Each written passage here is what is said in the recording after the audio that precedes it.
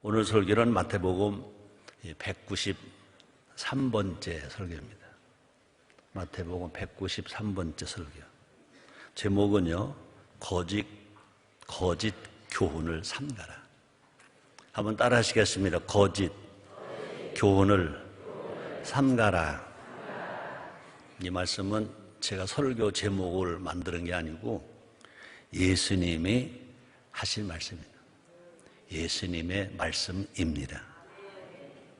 이 교훈이라는 말을 사전에도 찾아보니까 여러분 잘 아시지만 첫째는 명사인데 앞으로의 행동이나 생활에 도움이 되거나 참고할 만한 경험적 사실, 그러니까 앞으로의 행동이나 생활에 도움이 되거나 참고할 만한 경험적 사실, 이게 교훈이다 라고 사전에 기록되어 있더라고요.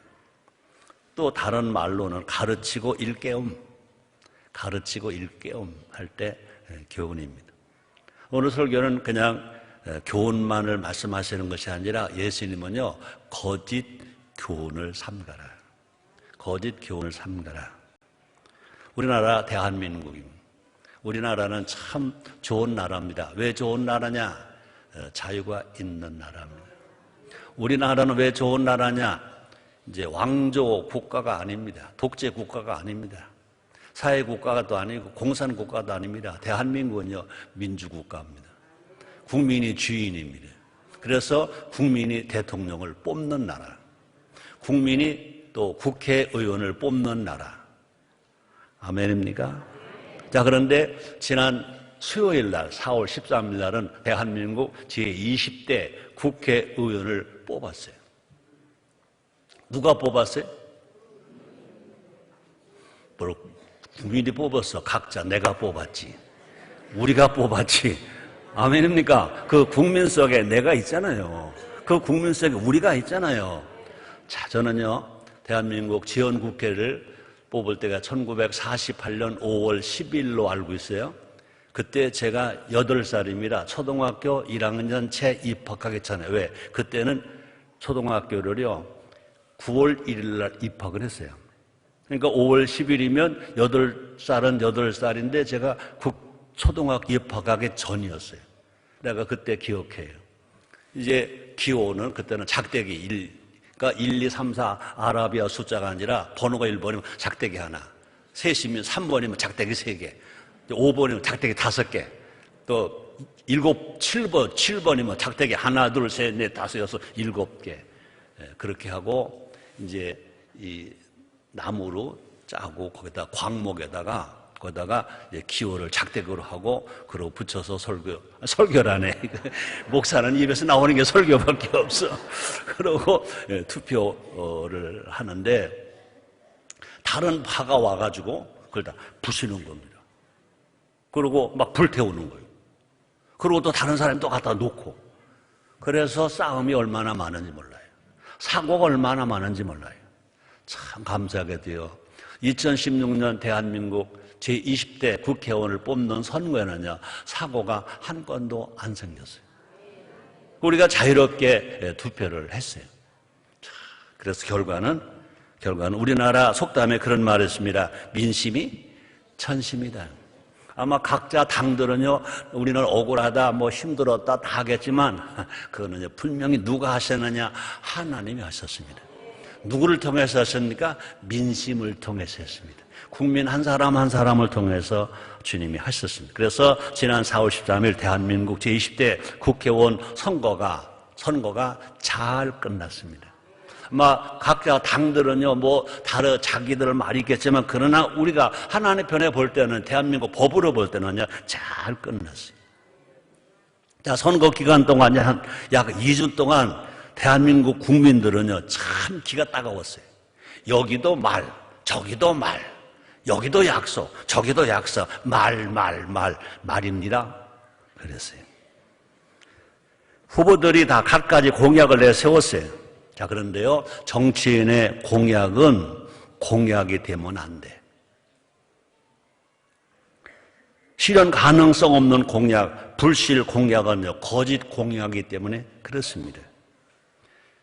거짓 공약은 개인도 망하게 할 수 있고 가정도 망하게 할 수 있고 나라도 망하게 할 수 있습니다. 자, 그런데요, 정치인만 거짓 공약을 하는 것이 아니래요. 그죠? 부모가 자녀에게 거짓 공약을 남발한대. 스승이 제자들에게 거짓 교훈을 가르치기도 한데, 사장이 종업원에게 거짓 약속을 하기도 한데, 그러나 분명히 알 것은 행함이 뒤따르지 않는 말은, 행함이 뒤따르지 않는 약속은 모두가 다 무슨 공약이냐? 거짓 공약이라는 거죠. 우리 예수님은요, 뭘 조심하라? 거짓 교훈을 조심하라 그랬습니다. 삶이 없는 가르침은 거짓 교훈이라는 것입니다. 삶이 없는 교훈, 거짓 교훈이라는 것입니다. 그래서 거짓 공약, 거짓 교훈을 깨닫고 분별력 있는 삶을 살아라. 분별하는 능력이 필요하다. 이 말씀을 예수님이 오늘 우리에게 말씀하십니다. 2000년 전에 마태복음에서 말씀하신 그 예수님은요, 우리 예수님이십니다. 우리 예수님은요, 어제나 오늘이나 영원토록 동일하신 것입니다. 우리 모두가 다 예수님의 가르침을 통해 거짓 교훈에 절대로 속지 말고 속지 않는 자가 되어서 믿음으로 세상을 넉넉하게 이기는 승리자, 행복자 다 되기를 주님의 이름으로 축복합니다. 자, 5절, 7절 읽어봅니다. 같이 읽어봐야죠. 제자들이 건너편으로 갈새 떡 가져가기를 잊었더니 예수께서 이르시되 삼가 바리새인과 사두개인들의 누룩을 주의하라 하신대 제자들이 서로 의논하여 가로되 우리가 떡을 가져오지 아니하였도다 하거늘. 동문서답이라는 말이 있어요. 예수님의 생각과 제자들의 생각이 달랐다는 것입니다. 예수님은요, 제자들과 함께 건너편으로 가십니다. 여러분, 제일 행복한 것이 뭐냐? 예수님과 함께 사는 것이 제일 복으로 하시기를 주님으로 축복합니다. 자, 그런데요, 바리새인과 사두개인들을 떠나시려 하는 것입니다. 예수님은요, 제자들과 함께 가시려고 하시는데, 배고프고 헐벗고 어려운 사람들을 함께 가지려고 하시는데, 그런데 바리새인들과 사두개인들과는요 같이 있지 않겠다고 하십니다. 볼까요? 마태복음 16장 4절입니다. 우리가 지난 시간에 우리가 배웠잖아요. 악하고 음란한 세대가 표적을 구하나 요나의 표적밖에는 보여줄 표적이 없느니라 하시고 저희를 떠나가시다. 그러니까 표적만 구하는 바리새인들과 사두개인들과 같이 있지 아니하시고 떠난다는 것입니다. 난 여러분들에게 분명합니다. 예수님이 떠나는 자가 아니라 예수님이 찾아오는 자가 되기를 주님으로 축복합니다. 최고의 은혜가 뭐냐? 최고의 복이 뭐냐? 예수님이 찾아오는 사람. 우리 예수님은요, 우리를 다 초청하셨습니다. 마태복음 11장 28절에 말씀하십니다. 수고하고 무거운 짐진 자들아 다 내게로 오라. 내가 너 쉬게 하리라. 주님 말씀했습니다. 자, 그런데 이 말씀을 하시고 이후로는요, 이들과 논쟁하지 않고, 그러니까 사두개인들과 바리새인들, 표적만 구하고 있을 믿지 않은 그들과는요, 이제 논쟁하지 않겠다는 것입니다. 그럼 뭐 할 것이냐? 제자들에게 이제 훈련하시는, 제자들과 같이 계시는, 제자들에게 교육을 하시는데 집중하시는 것입니다. 사랑하는 성도 여러분들이요, 우리가 교회에 올 때는요, 예배가 예배로만 마치지 마시고, 찬양과 기도와 기도로만 마치지 마시고, 우리 하나님을 통해서 교훈을 받는 시간으로 받으시기를 주님으로 축복합니다. 그렇습니다. 예수님이 떠나시는 것보다 더 큰 심판은 없는 것입니다. 제자들은 깜빡 잊고 떡을 가져오지 않은 것을 알았어요. 예수님이 떡 얘기하니까 우리가 떡을 준비하지 않았네 그랬습니다. 신약시대, 예수님 시대, 우리나라도 마찬가지입니다. 지금부터 한 100년 전만 해도, 50년 전만 해도요, 제자와 스승의 관계는 깊었습니다. 신약시대에도요, 스승과 제자의 관계는 매우 친밀하면서도 엄하셨습니다. 우리가 그런 말 있죠. 할아버지가 손자를 귀하게 대해줬더니 할아버지 수염이 안 남았다. 되는 집안입니까? 안 되는 집안입니까? 그건 절대로 안 되는 집안입니다. 사랑을 받고 사랑하는 것과 엄한 것과는 분명히 구분되어야 될 것입니다. 우리는요, 하나님이 아버지십니다. 그 하나님을 어떻게 합니까? 하나님을 경외합니다. 하나님을 예배합니다. 하나님의 사랑을 받습니다. 그러나 하나님을 경외한다는 건 뭐냐? 그 하나님을 엄하게 우리가 모시고 경외하고 말씀에 순종하면서 살아가는 관계가 되어야 건강한 신앙이 될 줄 믿습니다. 자, 제자들은요, 랍비 스승을 공경해야 할 의무가 있었습니다. 떡을 준비해서 그 스승이 배고프지 않게 해드려야 됩니다. 또 물을 준비해서 그 스승이, 그 랍비가 목마르지 않게 해드려야 합니다. 누가 할 일입니까? 그것이 제자가 할 일입니다. 예수님 당시에도 그런 관계였었어요. 만일 스승이 굶게 되면 제자에게는요, 수치스러운 일이었습니다.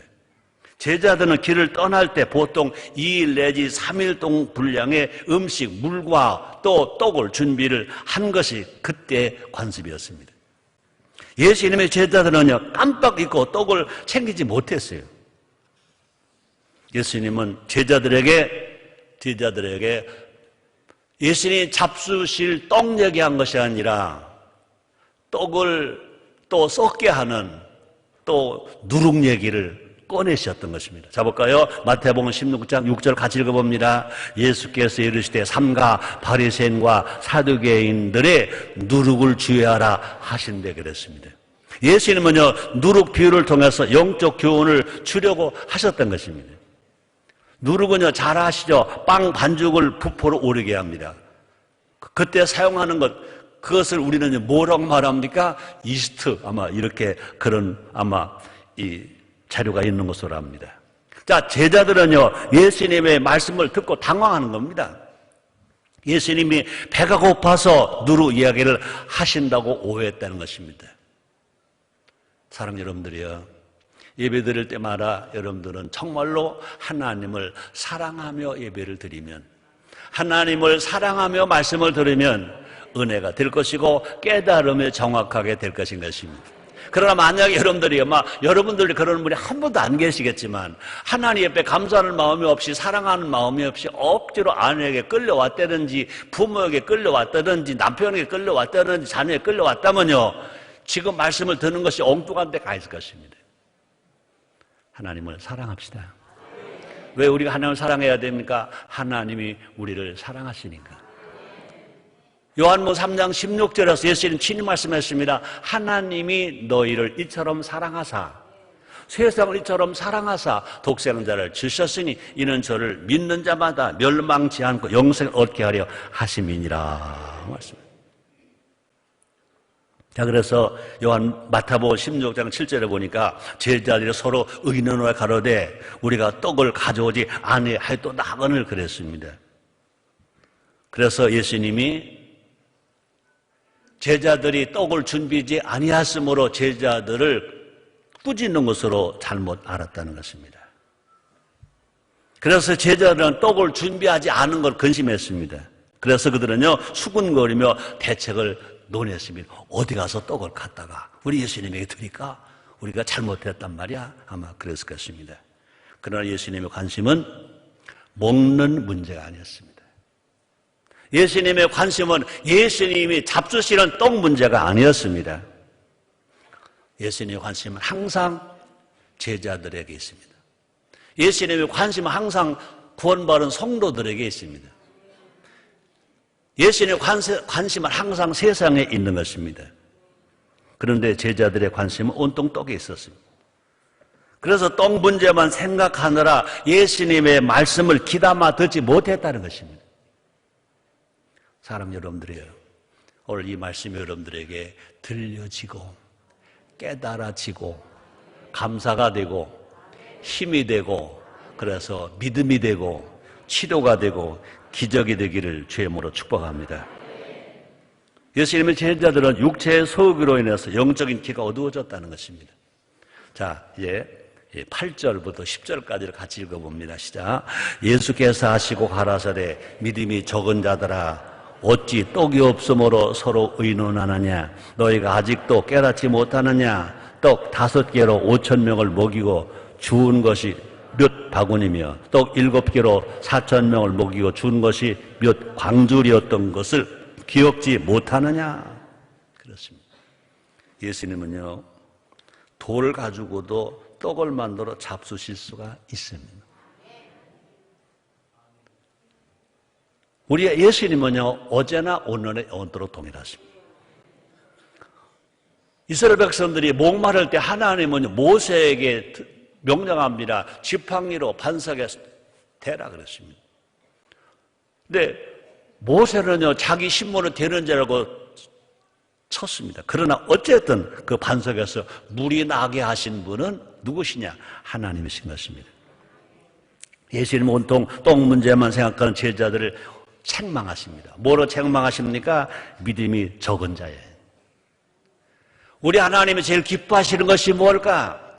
우리 예수님 제일 기뻐하시는 것이 뭘까? 믿음 있는 자를 제일 기뻐하시는 것 아시기를 제모로 축복합니다. 예수님 당시에도요, 많은 기적을 체험한 사람 누굽니까? 내 믿음이 너를 구원하였느니라 그랬습니다. 내 믿음이 흉악한 귀신에 들 내 딸을 치료했느니라 주님 말씀하십니다. 사랑 여러분들이요, 믿음 없는 자 되지 마시고 믿음 있는 자 되시기를 제모로 축복합니다. 그리고 또 꾸짖는 말씀이 뭡니까? 아직도 깨닫지 못하느냐? 아직도 깨닫지 못하느냐? 말씀하십니다. 제자들은요, 오병이어와 칠병의 기적을 직접 경험한 자들이었습니다. 예수님 2번이나 같은 기적을 통해서 하나님께서 공급하신다는 것을 생생히 보여주셨습니다. 또 뿐 아니라 채우시되 그냥 적당하게 채우시는 것이 아니라 풍성히 채울 먹고 나누어서 거두게 만들어 주셨다는 것입니다. 그럼 예수님께 나오는 자는요, 분명히 치료만 받는 것이 아니라, 문제만 해결을 받는 것이 아니라 배고픈 자 먹을 수도 있다는 것입니다. 그런 은혜가 우리 대한민국에 있었잖아요.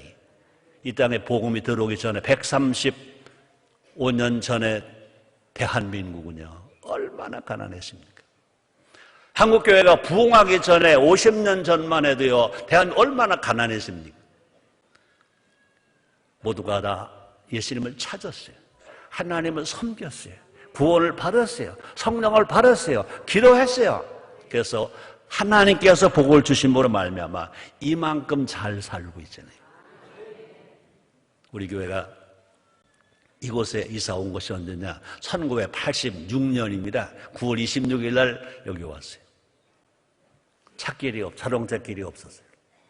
오다가 이제 비가 오면요, 부두는 부마를 걷고 신도 벗어 들고 그렇고 어려움을 하고 왔어요. 버스길도 없었어요. 그때 제가 그랬습니다. 여러분, 복 받으세요. 자가용 좀 사세요. 혼자 타지 말고 가족만 타지 말고 이웃 구역 성도들 모시고 오세요. 지금은 어떻게 간 겁니까? 할 수만 있다면 자가용 타고 오지 마세요. 대중교통 개도 전철을 타든지 뭐 지하철을 타든지 버스를 타고 오시지, 교구버스 타고 오시, 개인 자가용 타고 오지 마세요. 세상이 바뀌어도 이렇게 바뀌었다. 모두가 다 하나님의 은혜요, 하나님의 복인 줄 믿습니다. 하나님은요, 부자십니다. 말씀 한마디를 쓰면 다 지으셨습니다. 우리는 그 하나님 아들입니다. 그러면 하나님 우리 관계는요, 하나님 아버지 부, 나 아들 차, 부자이니까 부자가 됩니다. 우리 하나님은 이처럼 우리를 부유하게 채워주셨습니다. 영혼이 잘되게 하시고 범사가 잘되게 하시고 강건하게 하시는 것입니다. 제자들은 영적 진리를 깨달아야 했었습니다. 이제 먹고 마시는 문제를 넘었어야 됐습니다. 근데 그런 은혜를 받았는데도 아는 게 뭐냐? 떡밖에 몰라. 웃을 일이 아니에요. 우리나라가 이만큼 잘 살고 있는데, 한국교회 이만큼 부흥하고 이런데 지금도 영적인 문제 등한이에요. 정신적인 문제 등한이에요. 또 뿐 아니라 우리가 효의 문제로 등한이에요. 모두가 다 경제. 이번에도 국회에 나온 사람들이 모두가 다 경제 하더라고요. 정치가 살면 경제는 사는 거예요. 믿음이 커지면 경제는 사는 거예요. 영혼이 잘 되면 경제가 사는 겁니다. 영혼이 잘 되면 건강이 되는 겁니다. 영혼이 잘 되면 강건하게 됩니다. 그래서 요한 3서 2절에 말씀하셨습니다. 사랑하는 자여, 내 영혼이 잘됨 같이 내가 경제가 잘 되고 범사가 잘 되고 건강하고 장수하게 되느니라 주님 말씀하셨습니다. 오래전 일도 아닌데 그들은 은혜를 금방 잃어버렸어요. 물고 2마리 가지고 보리도 5덩어리 가지고 남자만 5,000명 수만 명을 먹였어요. 먹는 문제 때문에 그들은요 믿음을 잃어버렸다는 것입니다. 하나님은 일용할 양식을 주시는 분임을 분명히 알았어요. 구약에서 보면요 만나로 먹였어요. 메추라기로 먹였었어요. 근데 다 까먹었다는 것입니다. 제일 우리에게 지금도 필요한 것은 뭐냐? 믿음인 줄 믿습니다. 믿음이 잘 되면 환경도 잘 돼요. 그러나 오히려 반대로 믿음이 부족하면, 믿음이 부족하면 환경이 어두워지는 것입니다. 믿음이 없으면 똥 문제만 집중하게 되었습니다. 믿음이 없으면 영적 세계가 보이지 않습니다. 느껴지지 않습니다. 그러면 오늘 여기 왜 주의 성사하러 왔습니까? 식어지는 믿음을 회복하려고 주일 성수하러 온 것 아시기를 바랍니다. 여러분 치료받으러 왔다 그렇습니다. 정말 치료가 정말 갈급한 사람은 치료받아야 되죠. 그러나 더 중요한 것은 뭐냐? 일주일에 적어도 주일날만은 예배를 드려야 우리가 믿음이 산 사람이 되고 믿음이 다시 살아나게 되고 믿음이 다시 회복되는 것입니다. 여러분 모두가 다 믿음을 회복하고 가시기를 주의 이름으로 축복합니다. 믿음은 뭐냐? 받은 은혜를 기억하는 것입니다. 받은 은혜를 기억하는 것입니다. 또 믿음은 뭐냐? 하나님께서 행하신 일을 믿는 겁니다. 또 하나님 행하신 일도 기억하는 것입니다. 그래서 시편 145편 4절 5절 이렇게 말씀하십니다. 대대로 주의 행사를 크게 칭송하며 주의 능한 일을 선포하리로다. 주의 존귀하고 영광스러운 위엄과 주의 기사를 나는 묵상하리이다. 시편 1편 2절에 보니까 복이라는 사람은 어떤 사람입니까? 하나님의 말씀을 즐거움으로 주여로 묵상하는 사람이라 그러죠. 우리가 하나님이 주신 은혜, 그 하나님이 주신 사랑을 우리가 기억해야 돼. 여러분들 자기 생일날만 기억하지 말고 결혼식 기념일만 기억하지 말고 내가 구원받은 날, 내가 성령 받은 날, 내가 세례 받은 날, 내가 집사 된 날, 권사 된 날, 장로 된 날, 전도사 된 날, 목사 된 날, 또 특별히 과학의 힘으로 의학의 힘으로 불가능한 하나님 은혜로만 치료받은 일, 안 됐다가 됐던 일, 하나님의 은혜를 체험한 일을 기억합시다. 기억합시다. 그게 뭐냐고요? 그게 믿음입니다. 내가 받은 은혜를 기억하는 이게 믿음이라 믿음. 나라에도 절기가 있습니다. 교회에도 절기가 있습니다. 뿐 아니라 자기가 받은 은혜, 받은 날이 있습니다. 절기를 지키는 것도 은혜를 기억하기 위함인 것입니다. 받은 은혜를 기억하면서 진실로 우리는요, 하나님 아버지에게 더 많이 갑니다. 그죠? 제가 감사 기도할 때 여러분 아마 자기 기도하면서 숨어서 기로 듣는 분도 계실 것입니다. 내가 받은 은혜를 기억하고 감사하잖아요. 그죠? 받은 은혜. 받은 은혜 한번 세봐요. 치부책에 다 못 적지. 우리가 마음에 새기는 거예요. 돌비에 새기면 몇 가지 기억하겠어요? 우리는요, 돌비에 새기는 게 아닙니다. 우리는요, 마음비에 새기는 거예요. 심비에 새기는 거예요. 우리가 기도할 때마다 성령의 은혜가 임하면요, 받은 은혜가 막 기억이 되면요, 막 기뻐하다가 즐거워하다가 울다가 웃다가. 여러분 눈치가 빠른 분들은 아셨을 거예요. 내가 올라간 자꾸 눈물이 납니다. 내 손수건 가지고 닦으면 또 보면 어떻게 하나. 또 휴지를 받아서 또 눈물을 또 닦고, 그리고 또 저기다 두면 안 되니까 여기다가 주머니에다 넣고 또 감사하고, 감사 감사 감사 감사 아멘. 감사 감사 아멘 아멘 아멘 아멘 아멘 아멘 아멘 아멘 아멘. 받은 은혜를 기억하면 우리의 믿음이 더 커진다는 거죠. 믿음이 자란다는 거죠. 믿음이 성장한다는 거죠. 우리는 얼마만큼 행복할 수 있느냐? 믿음이 커진 만큼 행복할 수 있어요. 자, 이제 11절, 12절 읽어봅니다. 어찌 내 말한 것이 떡에 관함이 아닌 줄을 깨닫지 못하느냐? 오직 바리새인과 사두개인들의 누룩을 주의라 하시니 그제야 제자들이 떡이 누룩이 아니요 바리새인과 사두개인들의 교훈을 삼가라고 말씀하신 줄을 깨달으니라. 아멘. 그래도 제자들은 괜찮아. 바로 깨달았으니까. 우리는요 제자들보다 더 못 깨달아. 예수님은 먹을 것이 아니라 잘못된 가르침을 걱정하셨습니다. 예수님은 바리새인과 사두개인들의 누룩을 주의하라고 하십니다. 그들의 교훈을 조심하라. 그들의 가르침을 조심하라. 누룩은 별것 아닌 것처럼 보이지만 적은 양으로도 많은 빵을 만들 수 있다. 부포를 오르게 할 수 있다.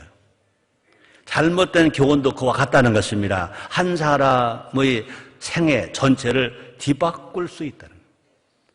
아주 사람을 망하게도 할 수 있다. 그 세상을 아주 뒤집어 엎을 수도 있다. 바리새인들의 잘못된 가르침은 유대 전체를 타락시키고 있었습니다. 그 당시에. 이단들의 잘못된 가르침은요 개인만 아닙니다. 가정만 아닙니다. 교회까지도 무너지게 할 수 있습니다. 정치하는 사람들의 정치 공약을 합니다. 정치인의 공약 남발은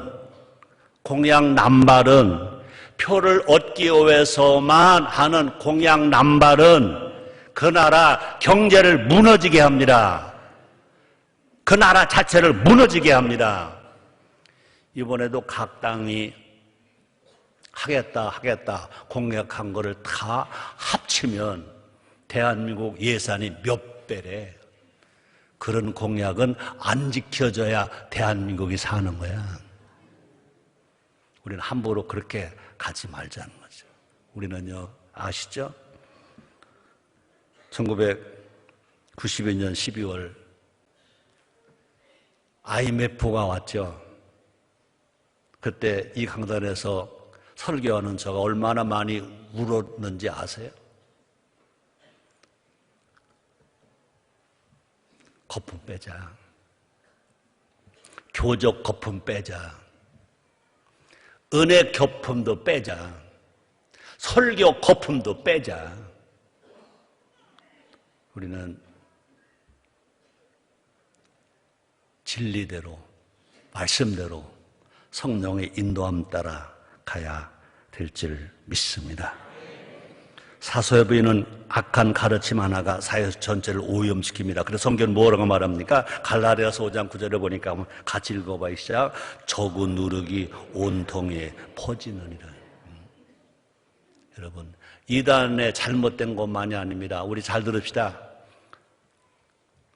출마해서 당선되려고 공약 남발하는 거, 이거 분명히 잘못된 누룩입니다.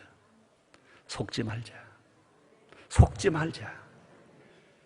그들이 나라의 주인이 아닙니다. 국민이 나라의 주인입니다. 뭐 돈 많은 후보자들 많이 있더라고요. 근데 세금 안 낸 후보자들이 엄청 많더라고요.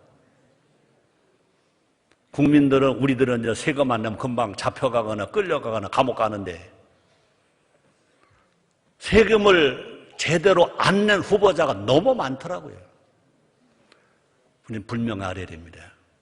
대한민국은 대한민국 국민이 책임집니다. 대한민국은 대한민국 국민이 나라를 세우는 것입니다. 그러므로 그들이 별 공약을 다 해줘도 그들이 낸 세금으로 주는 거 아닙니다. 그들을 자산 털어서 주는 거 아닙니다.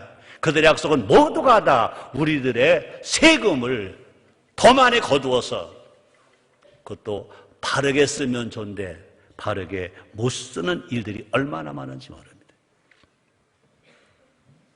자, 그런데 우리가 거짓 교훈에 속지 않으려면 우리는요, 흔들리지 않는 바른 믿음, 말씀대로 믿는 믿음, 성령으로 믿는 믿음이 필요한 줄 믿습니다. 우리가 다 거짓 교훈을 분별하려면요, 우리가 하나님 말씀을 바로 와서 말씀의 잣대로 제압해야 될 것입니다. 그뿐 아니라 우리 마음도 필요합니다. 우리 마음속에 새로운 마음, 건강한 마음이 있어야 됩니다. 욕심의 마음, 탐심의 마음이 들어오면 모두가 무너져 버리고 맙니다. 다시 말합니다. 마음속에, 각자 내 마음속에 욕심이 가득하면 거짓 교훈에 속습니다. 거짓 교훈에 끌려갈 수밖에 없다는 것입니다. 나쁜 정치인들의 사탕발림에 속는 이유가 국민의 욕심 때문이 아닌가. 조금만 상식적으로 생각하면요, 잘못 지킬, 또 그것이 이루어지지 않을 욕심으로 말한 약속을 금방 알게 될 것입니다. 공약을 위한 재원 마련만 살펴봐도요, 앞에서 말한 것처럼 거짓 공약임을 금방 분별할 수 있습니다. 중요한 건 뭐냐? 국민의 마음입니다. 우리의 마음이 안 흔들리면 대한민국은 건강해질 줄 믿습니다. 정치하는 사람들이 별 공약을 다 하더라도 국민의 마음이 안 흔들리면 되는 겁니다. 바리새인과 사두개의 이단들이 별 말을 다 하더라도 성도들이 말씀 중심으로, 성령 중심으로, 교회 중심으로 신앙생활을 바로 하면요, 절대로 안 흔들리는 것입니다. 여러분, 흔들리지 마시기를 주님으로 축복합니다. 다시 말합니다. 국민의 마음이 새로워지는, 내 마음이 새로워지는데 내가 욕심이 아니라 하나님의 뜻을 먼저 생각하자. 자, 그래서요, 로마서 12장 2절에 한번 같이 읽겠습니다. 너희는 이 세대를 본받지 말고 오직 마음을 새롭게 함으로 변화를 받아 하나님의 선하시고 기뻐하시고 온전한 뜻이 무엇인지 분별하도록 하라. 우리 마음이, 성도들 마음이 성령으로 충만해야 됩니다. 그래서 우리는요, 예배 전에, 말씀을 전하기 전에, 말씀 듣기 전에는 성령 충만 기도하는 것입니다. 자, 볼까요? 고린도 전서 2장 13절 같이 읽겠습니다. 우리가 이것을 말하거니와 사람의 지혜의 가르친 말로 아니하고 오직 성령의 가르친 것을 하니 신령한 일은 신령한 것으로 분별하느니라. 진짜 선과 악이 신령한 것입니다. 뭘로 분별하냐? 오직 믿음으로 분별합니다. 성경으로 분별합니다. 또 성령으로 분별합니다. 우리 모두가 다 성령 충만해야 옳고 그름을 구분합니다. 우리가 성령 충만해야 거짓과 정직을 분별하며 살아갈 수 있습니다. 성령 충만한 사람들은 절 이단에 안 빠집니다. 성령에 충만한 국민은 정치가가 무슨 말을 하더라도 가감해서 우리가 듣고, 그래서 표도 잘 찍어서 대한민국을 건강하게 행복한 나라 만드는데 건강한 국민이 될 줄 믿습니다. 마무리하겠습니다. 오늘 설교 제목이 뭐였죠? 예수님 말씀하셨습니다. 거짓 교훈을 삼가라. 악한 가르침이 하나가, 잘못된 가르침 하나가 믿음의 뿌리를 아주 뿌리채 뽑아놓고 썩게 할 수 있습니다. 잘못된 가르침이 퍼지는 것을 막는 길은 우리가 성경으로 돌아오는 것입니다. 우리가 성경 복음을 전하는 것입니다.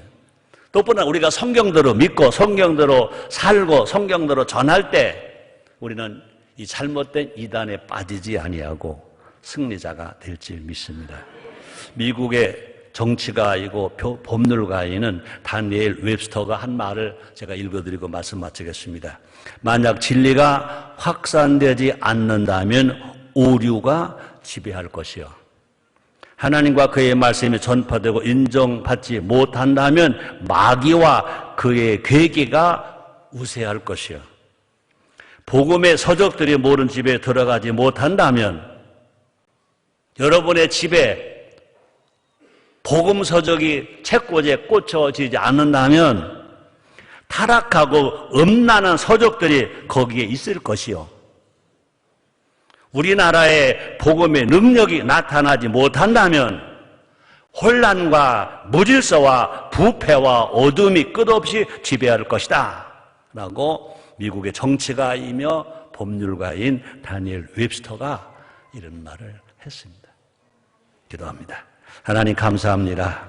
오늘도 우리를 이처럼 사랑하시사 좋은 교훈 해 주시니 감사합니다. 예수님의 이름으로 기도드리옵나이다. 아멘.